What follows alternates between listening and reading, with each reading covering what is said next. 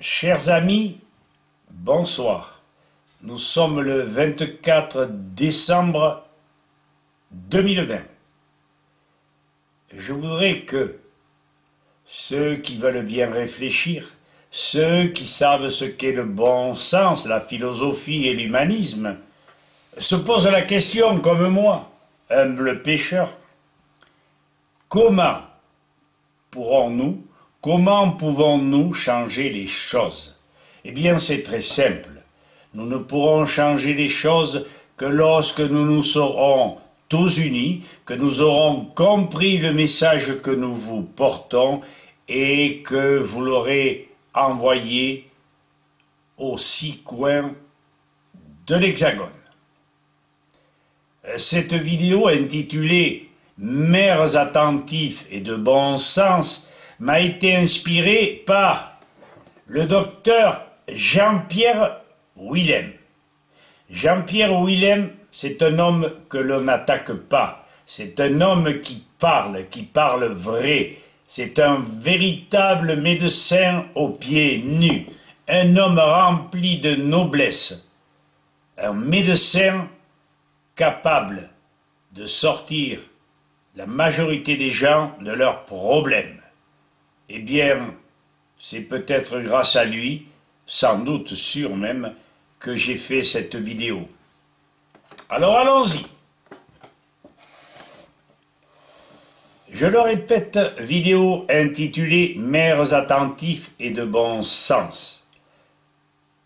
Ne seriez-vous que 1000 possédant ces qualités, altruisme, humanisme, vous devriez, dans de probables futures pandémies, sortir vos administrés de ce qui attendra malheureusement vos confrères, parés de l'écharpe tricolore. Écoutez bien, c'est très important. Si, hier, nul duc, marquis, comte ou administrateur royal n'avait pu stopper les épidémies de peste, c'est qu'il n'avait pas été prévenu de la toxicité des céréales empreintes de l'humidité des embruns qui envahissaient les cales des navires, amenant, dans leur province, le blé de régions qui n'avaient pas été touchées par une mauvaise année agricole. Leurs administrés, privés en partie de nourriture durant de longues semaines, sinon de longs mois.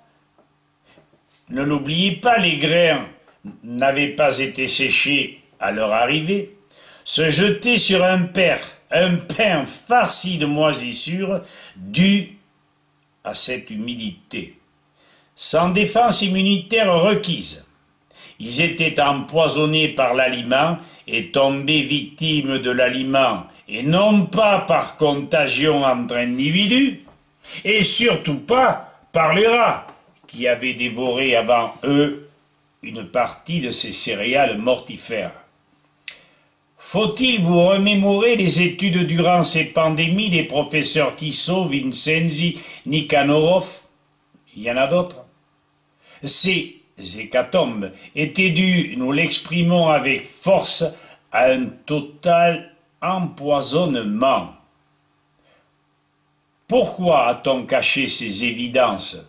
Puisque, moi, pauvre pasteur, suis-je au courant? Pourquoi l'ai-je su?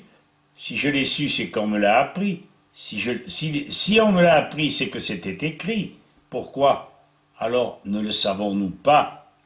Et que ces gens, antérieurement, n'en avaient pas l'information? Parce qu'on aimait cacher ces choses. La peur permet à ceux qui nous gouvernent de nous diriger, de nous malmener, de nous rendre esclaves. Les temps ont changé ce contexte, certes, mais d'autres éléments ont remplacé l'humidité et ses associés, pourriture, chancre, mycotoxines, champignons, tous largement toxiques. Bon, n'en parlons plus. On sèche les céréales dans les tours maintenant et il n'y a plus ces dangers. D'ailleurs, je ne vois pas pourquoi on vaccine encore contre la diphtérie, alors que la diphtérie ne réapparaîtra plus, du moins dans les tours, ou du moins dans les pays où on sèche les céréales. Retenons que lorsque nous sommes nombreux à être victimes de ces empoisonnements, ils sont dus à, je parle des empoisonnements récents, ils sont dus à une multitude d'agents qui interfèrent lorsque ne sont pas respectées les lois naturelles. En voici quelques-uns. En pleine action, ou en pleine zone d'action de la 5G, dit couloir de la mort, les rotations des molécules sont telles qu'il est impossible à l'hémoglobine d'assimiler l'oxygène et de le distribuer au reste du corps qui tombe comme une mouche. Et j'en veux pour preuve la vidéo intitulée, ou le lien de cette vidéo que je mettrai dans la vidéo, si tant est qu'elle n'est pas censurée. Alors, voici un élément. En voici un autre.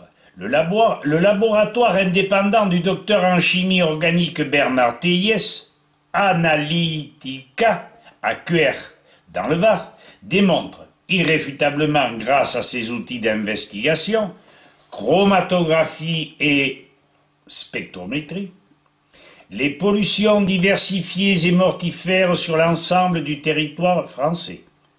Notre air pollué de diverses façons, entre autres par les chemtrails, nos sols accablés de chimie, nos plantes, nos arbres, donc le vivant, sont pollués par les industries de synthèse et, je le répète, les chemtrails avec leurs nanoparticules, démontré par Théiès. Strontium, barium, aluminium, plomb, j'en passe. Et ceci ne nous est pas arrivé par le bon Dieu, mais bien par des gens qui nous veulent du mal. Nous sommes presque tous atteints dès 50 ans de maladies de dégénérescence. On ne parle pas encore généralement de pandémie, puisqu'il n'y a pas de mort subite directe dans la majorité des cas. Mais n'allons-nous pas y arriver? Et nous allons sur Jean-Pierre Ouiden. Quant au dire de ce médecin, tiré de son livre Les dégâts des métaux lourds, prévention et détoxication naturelle, aux éditions Guy Trédaniel, nos mères auraient au fait de réclamer des éclaircissements et la résolution de ces problèmes fort inquiétants. L'eau des villes, un exemple, ne reçoit-elle pas des désinfectants comme le fluor? Et nos mères posent-ils des questions à ceux qui nous abreuvent généreusement de ces produits toxiques? Toute eau dénaturée induit systématiquement les maladies de dégénérescence. Une eau ne doit pas être polluée chimiquement, prétextant que c'est pour avoir de l'eau absorbable, de l'eau potable. Je continue et je cite: mercure, aluminium, plomb, etc. se trouvent quasiment partout. Air, eau polluée, substances contraceptives, cosmétiques, alliages dentaires, insecticides, poissons, animaux de boucherie, végétaux, leur toxicité constante pour l'organisme ne cesse de s'aggraver, avec une diminution des capacités cognitives et du développement physique de tous et de votre serviteur. Je ferme la parenthèse. Il ne nous manque que quelques associations pour provoquer l'affolement généralisé,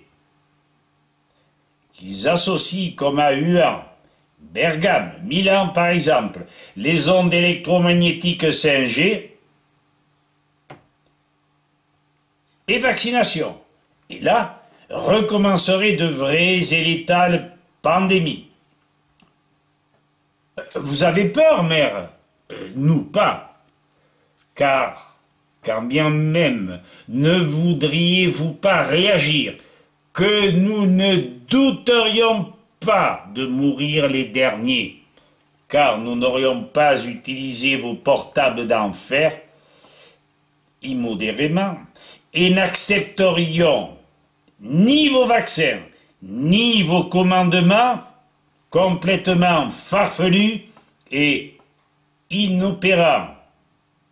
Pas de base scientifique. Et vous voudriez nous faire avancer? Ah non, nous reculerions plutôt. En conclusion, comprenez bien, mes chers amis, que cet avertissement vous était adressé, puisque d'habitude, lorsqu'on écrit aux maires, ils ne répondent jamais. Il nous faut à tout prix faire cesser ces multiples empoisonnements, appauvrissements et esclavage par une information rigoureuse, courte, pédagogique sur tous. À ce prix, nous éviterons la catastrophe et nous en sommes sûrs. Demandez à Jean-Pierre Willem.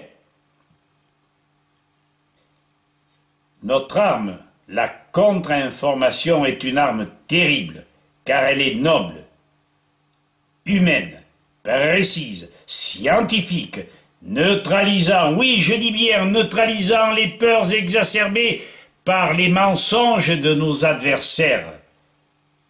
Pour l'amour du ciel ou de vos enfants et de vos familles, divulguez au maximum cette vidéo, mais en outre, pensez que cette misère ambiante inhumaine est due à notre manque de bon sens, un manque de volonté de notre part de diffuser partout cette approche de la vérité.